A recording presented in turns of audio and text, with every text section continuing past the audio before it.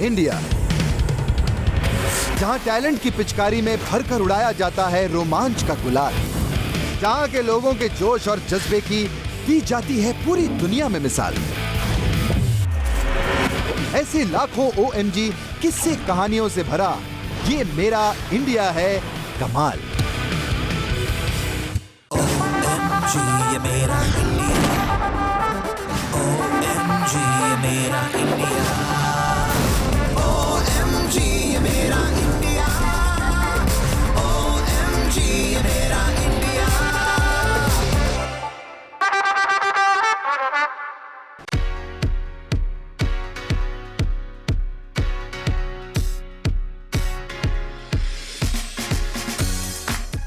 OMG ये मेरा India की उड़ान आ पहुंची है ऐसी जगह पर जहां पर है एक खूबसूरत लेक और एक grand palace.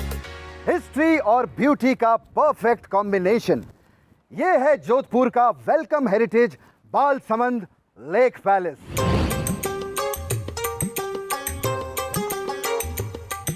Old world charm और मॉडर्न एलिगेंस का अमेजिंग फ्यूजन। ये जगह हर एंगल से है OMG, बिल्कुल हमारी आज की स्टोरीज की तरह। आज के सफर में मिलेंगे एक नन्ही आर्चर से, फिर बनाएंगे ईंटें ऑटोमेटिक स्टाइल में, उसके बाद देखेंगे एक सुपर गर्ल की सुपर फास्ट क्लाइंबिंग स्पीड, और आखिर में बनाएंगे बड़े बड़े स्कल्पचर्स मक्खन मार के। आज ये कृष्णा अपने अंदर के अर्जुन को जगाकर पानी में झांक मारेगा उन मछली की आंख। लेकिन मुझे नहीं लगता ये पॉसिबल है, क्योंकि ये धनुष बाण भी नकली है और मेरे जो स्किल्स हैं वो भी फर्जी हैं। लेकिन अब मैं आपको जिस वंडर गर्ल से मिलवाने जा रहा हूं, उनका जो टैलेंट है ना, वो 100% जेन्युइन है। आइए आपकी मुलाकात करवाते हैं हमारी लिटिल OMG आर्चर से। मैदान तैयार, खिलाड़ी तैयार, टारगेट सामने, आंखें खुली, ये कसा बो, ये साधा निशाना, और ये तीर किसने चलाया गुरु?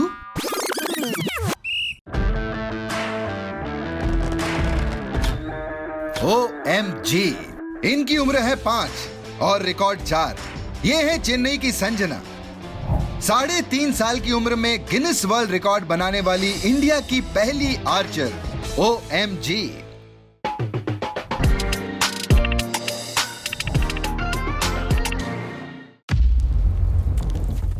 2018 में 3.5 साल की संजना ने बनाया था अपना पहला रिकॉर्ड। उसने बिना किसी ब्रेक के 1111 एरोज शूट किए, और इस रिकॉर्ड को पूरा करने में उसे लगे 3 घंटे 27 मिनट। पर यह काम आसान नहीं था। 700 या 800 तीरों के बाद उसकी उंगली में घाव हो गया। खून बहने के कारण वहां उपस्थित सभी लोगों ने संजना को रुकने के लिए कहा, लेकिन सबको हैरान करते हुए संजना ने रुकने से मना कर दिया।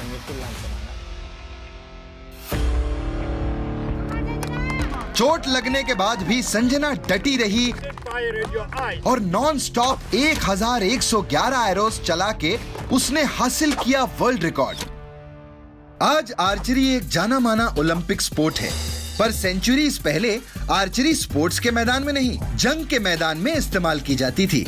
पर 16वीं सेंचुरी के दौरान यूरोप में फायर आर्म्स ने आर्चरी को रिप्लेस कर दिया, और धीरे धीरे आर्चरी को मिला प्रमोशन और वो बन गया एक रिस्पेक्टेड ओलंपिक स्पोर्ट। तीरंदाजी यानी आर्चरी के भी कुछ रूल्स होते हैं, जैसे 70 मीटर की दूरी, सेट टाइमिंग, जिसमें मारने होते हैं अ सेट ऑफ 3 या 6 एरोज। इनर गोल्ड रिंग पे लगा तो 10 पॉइंट्स, और अगर बाहर के सर्कल्स पे लगा तो एक पॉइंट कम हो जाता है। गिनीज वर्ल्ड रिकॉर्ड के बाद 2019 में संजना ने 4.5 साल की उम्र में हासिल किया इंडिया बुक ऑफ रिकॉर्ड्स का खिताब चाइल्ड कैटेगरी में ब्लाइंड फोल्डेड आर्चरी के लिए। उसने ब्लाइंड फोल्ड पहनकर 1 घंटे में चलाए 307 एरोज। OMG। संजना बिना अलार्म के 4 बजे अपने आप जाग जाती है, वो ही मुझे जगाती है। हम सब उस पर कभी दबाव नहीं देते, बल्कि वो खुद ही हर चीज की पहल करती है।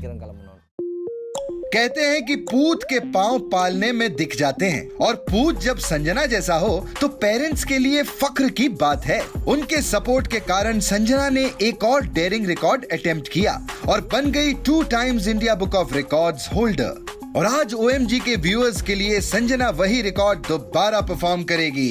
पर ये डेयरिंग रिकॉर्ड है क्या?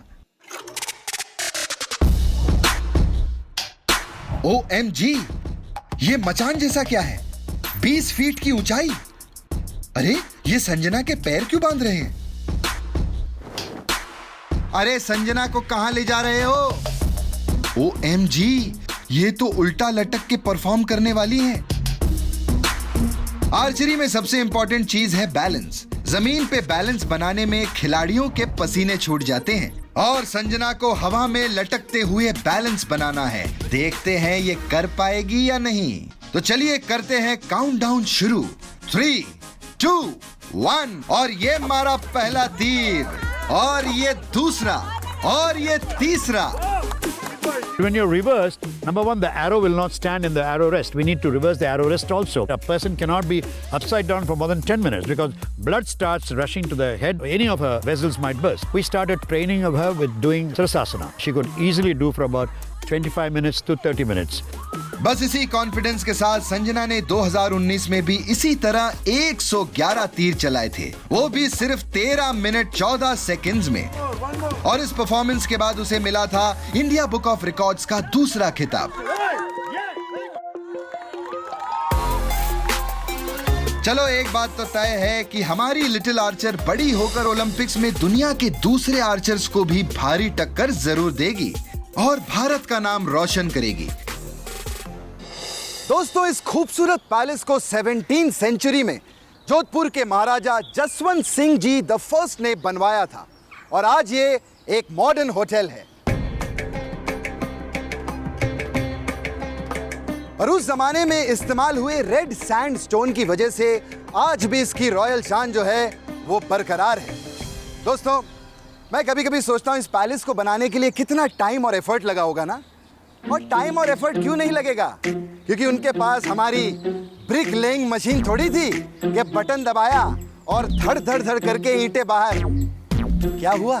एक्साइट हो गए ना जानने के लिए? आइए हम आपको दिखाते हैं।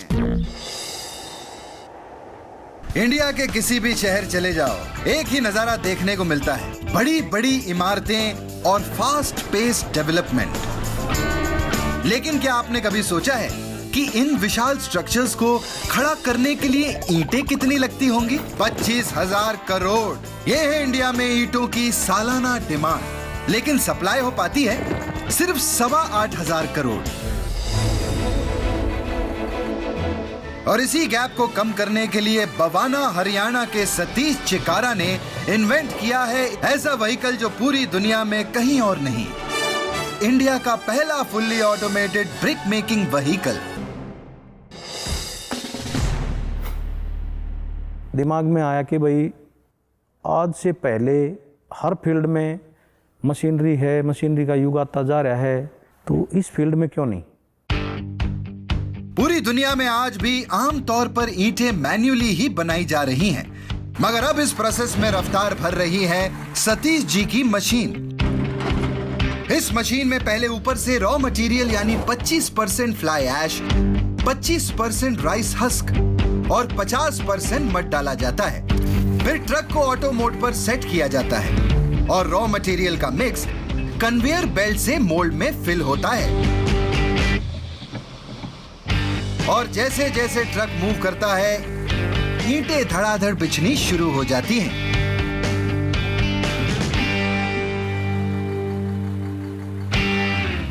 जहां एक मजदूर 1 घंटे में लगभग 80 ईंटें बना पाता है, वहीं ये ब्रिक मेकिंग व्हीकल 1 घंटे में 12,000 ईंटों तक बिछा सकता है। OMG! बड़ी क्वांटिटी प्रोड्यूस करने के साथ साथ ये मशीन ईंटों की कॉस्ट को लगभग 40 to 45% कम कर देती है। यानी ये मशीन कंस्ट्रक्शन इंडस्ट्री में बवाल मचा सकती है। और तो और ये एनवायरमेंट फ्रेंडली भी है। वातावरण के हम अनुसार देखेंगे तो सरकार की जो फ्लाई ऐश की समस्या है, इसमें फ्लाई ऐश मिक्स करके और हम उस फ्लाई ऐश को ख़त्म कर सकते हैं धीरे धीरे। यानी ये ईंटें पर्यावरण और आपकी जेब दोनों का ख्याल रख सकती है। ऐसा नहीं है कि इससे पहले ब्रिक मशीन्स नहीं आई हैं, लेकिन ज्यादातर मशीन स्टैटिक होने की वजह से ईंटों को बिछाने में बड़ी दिक्कत होती है। लेकिन यार, सतीश जी जिनका ऑटोमेशन में कोई बैकग्राउंड भी नहीं है, उन्होंने ऑटोमेटिक मशीन बनाने की क्यों सोची? 2007 में आके एक भट्ठे में छोटी पार्टनरशिप डाली थी। उसके बाद काफ़ी सारे लॉस हुए, लेबर की बड़ी समस्या रहती थी भट्ठे में। तो ये देखने में आया कि भाई क्यों ना एक मशीन ईजाद की जाए। और इसी के साथ 2007 में सतीश और उनके भाई विलास ने R&D शुरू कर दी।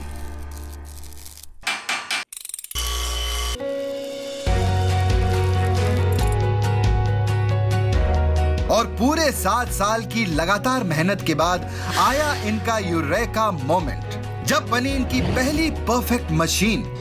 तब से लेकर अब तक इन्होंने इंडिया के साथ साथ पाकिस्तान, उज़्बेकिस्तान, नेपाल, बांग्लादेश और कई गल्फ कंट्रीज में 250 से ज्यादा ऑटोमेटिक मशीन्स बेची हैं। और उन्हें इस आइडिया के लिए भारत सरकार से नेशनल स्टार्टअप अवार्ड भी मिल चुका है। सतीश जी ने इस मशीन को पेटेंट करा लिया है और इनका अगला टारगेट है मशीन का ऐप बेस्ड वर्जन बनाना। सचमुच सतीश जी इस बात की मिसाल हैं कि एक out of the box idea हो और उसमें अपना सब कुछ लगा देने की हिम्मत हो, तो बड़े से बड़ा बदलाव लाने के लिए एक ईंट ही काफी है। इनके लिए तो बॉस कहना ही पड़ेगा, OMG, ये मेरा इंडिया। दोस्तों, सक्सेस की सीढ़ियां चढ़ने के लिए इंसान को बड़ी मेहनत करनी पड़ती है, लेकिन हमारी जो अगली OMG चैंप हैं, इनका सीढ़ियों से कोई लेना देना है ही नहीं। लैडर और no ladder, it does not matter, क्योंकि ये सीढ़ियों पे चढ़ती ही नहीं है, ये दीवारों पे चढ़ जाती है, वो भी OMG स्पीड से। आइए हम आपको दिखाते हैं। क्या 2 सीढ़ियां चढ़ने पे ही आपकी सांसें फूलने लगती हैं? क्या आपको ऊंचाई से डर लगता है? फिर ये एक्टिविटी आपके लिए तो बिल्कुल नहीं। ये है स्पीड क्लाइंबिंग, एक extremely difficult sport, but not for this super girl.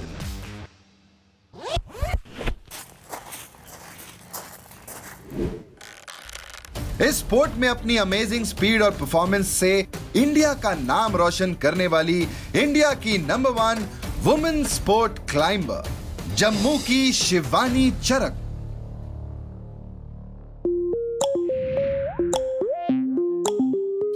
दोस्तों, स्पीड क्लाइंबिंग एक बेहद चैलेंजिंग स्पोर्ट है, जिसमें एक 50 फुट ऊंची आर्टिफिशियल क्लाइंबिंग वॉल पे फिक्स्ड होल्ड्स का सहारा लेकर कम से कम टाइम में ऊपर चढ़ना होता है।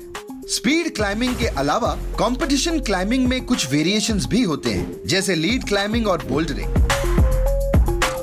लीड क्लाइंबिंग में ऊपर जाकर दीवार कम से कम 7 मीटर बाहर को लटकी हुई होती है और क्लाइंबर को सबसे ऊंचे होल्ड तक पहुंचना होता है। बोल्डरिंग यूजुअली 4 मीटर की एक दीवार पर की जाती है, जिसमें क्लाइंबर को बिना सेफ्टी रोप के सबसे कम मूव्स में चढ़ना होता है। और शिवानी ने कंपटीशन क्लाइंबिंग के इन सभी इवेंट्स में कई मेडल्स हासिल किए हैं। मैंने दिसंबर 2019 में एशियन यूथ चैंपियनशिप में ब्रॉन्ज मेडल जीता है स्पीड क्लाइंबिंग में, और लास्ट 5 इयर्स में मैंने नेशनल्स में 11 गोल्ड, 11 सिल्वर मेडल्स और 2 ब्रॉन्ज मेडल्स जीते हैं। इन मेडल्स को पाने के लिए कितनी ज्यादा स्किल और मेहनत लगती है, इसका अंदाजा इस बात से लगाया जा सकता है कि क्लाइंबर्स को क्लाइंबिंग वॉल कंपटीशन से सिर्फ 5 मिनट पहले दिखाई जाती है, जिस दौरान में उन्हें अपनी क्लाइंबिंग रूट, मूव्स और होल्ड्स डिसाइड करने पड़ते हैं। अब जरा इस 50 फुट की दीवार पर शिवानी की स्पीड देखते हैं। Get set go. और शिवानी गजब की फुर्ती दिखाते हुए दीवार पर इस तेजी से चढ़ रही है जैसे कि मानो ग्रेविटी का इन पे कोई असर ही नहीं। क्या जबरदस्त होल्ड्स, क्या कमाल की टेक्निक। और पलक झपकते ही शिवानी पहुंच गई है टॉप पे 11 सेकंड में। मगर इंडिया के नंबर 1 स्पोर्ट क्लाइंबर तक का सफर शिवानी के लिए कई डिफिकल्ट चैलेंजेस से भरा था, सिर्फ क्लाइंबिंग वॉल पर ही नहीं बल्कि पर्सनल लाइफ में भी।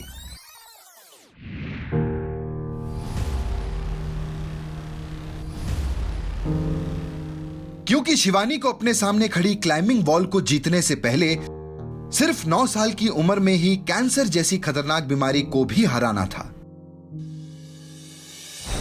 लेकिन शिवानी के अंदर के फाइटर ने डिसाइड कर लिया था, सहारा लेना नहीं, खुद अपनी उड़ान भरनी है।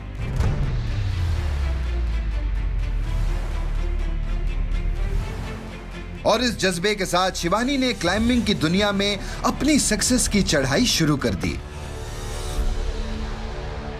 मुझे यही था कि ये बीमार है, मैं इसको जाने नहीं दे रहा था पहले इस खेल में। जब रोई तो मैंने बोला मिसेज को, मैं आप ये अगर वहाँ से जीत के आई है तो यहाँ भी जीतेगी, मैं इसको जाने दूँ। शिवानी के पापा की बात सुन के दंगल का वो डायलॉग याद आ गया, हमारी छोरियां छोरों से कम है के, और हमारी जो ये जिद्दी छोरी है ना, ये भी सिर्फ इतनी सक्सेस से नहीं मानने वाली। मेरा एम है कि मैं स्पोर्ट्स क्लाइंबिंग में ओलंपिक्स में इंडिया के लिए गोल्ड मेडल जीत के लाऊं। जिन हालातों का सामना कर शिवानी आज इस मुकाम तक पहुंची है और जिस हुनर के साथ वो देश का नाम पूरी दुनिया में रोशन कर रही है, ये कोई लाखों में एक ही कर सकता है। शिवानी की यही लाखों में एक खूबी इन्हें बनाती है ट्रूली OMG। दोस्तों, इस वक्त मैं इस ब्यूटीफुल पैलेस होटल के रेस्टोरेंट में बैठा हूं और आप देख रहे हैं कि ये क्या है। ये है मार्जरीन, बटर का जुड़वा भाई, जो कुंभ के मेले में बिछड़ गया था और विदेश से पढ़ाई करके सीधा आके मेरी टेबल पे बैठ गया है। एक काम करता हूं, मैं इसे अपनी ब्रेड पे सजा लेता हूं। अच्छा, आपको पता है हमारे जो अगले OMG शेफ हैं, वो इस मार्जरीन को ब्रेड पे नहीं, मूर्तियों पे सजाते हैं। अरे यार, ये कितना कंफ्यूजिंग है। ये जो आदमी है, ये शेफ है कि स्कल्प्टर? एक काम कीजिए, आप खुद ही डिसाइड कर लीजिए। हाँ, मैं खा लेता हूं।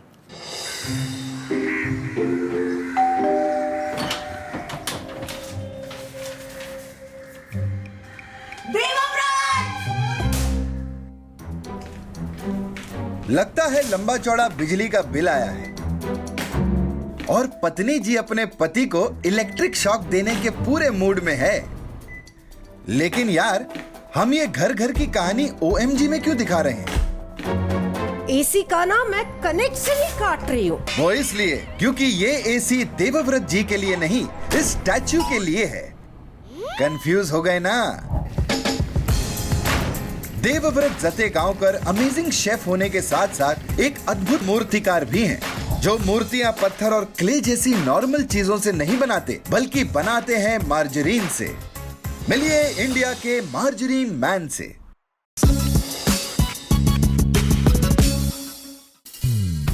मार्जरीन बटर का डेयरी फ्री सब्स्टिट्यूट है, जिसका नॉर्मली बेकिंग और कुकिंग में इस्तेमाल किया जाता है। लेकिन शेफ देवव्रत ने सोचा कि केक वेक से लोगों के मुंह में पानी क्या लाना, कुछ ऐसा करते हैं जिससे सबका मुंह खुला का खुला रह जाए।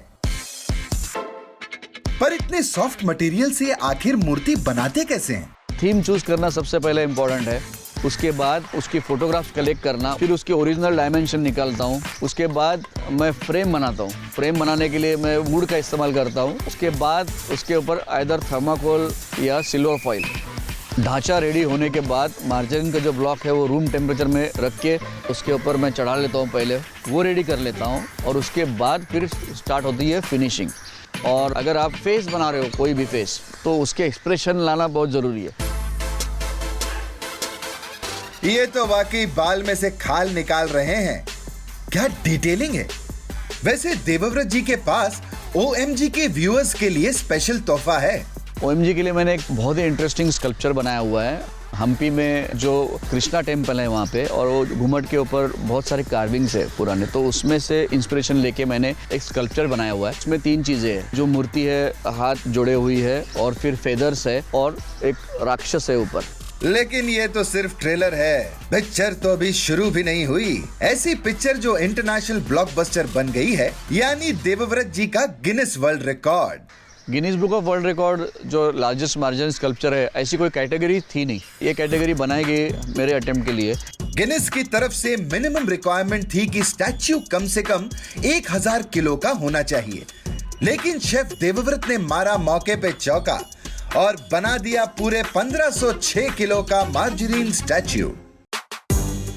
मुझे सिर्फ अटेम्प्ट करना है या Guinness book of world record करना है, ऐसा नहीं था। मुझे हमेशा लगता है कि स्कल्पचर के पीछे वो जो थॉट प्रोसेस है वो आना बहुत ज़रूरी है, और इसके लिए फिर मैंने वो स्कल्पचर चूज़ किया था, ब्रह्मा, विष्णु और महेश। लेकिन जब असली मैदान में उतरे तो देवव्रत जी की कई बार बैंड बजी। मुंबई डोमेस्टिक एयरपोर्ट पे अपनी टीम के साथ बनाई जाने वाली ये मार्जरीन मूर्ति एक नहीं, दो नहीं, बल्कि 3 बार कोलैप्स कर गई।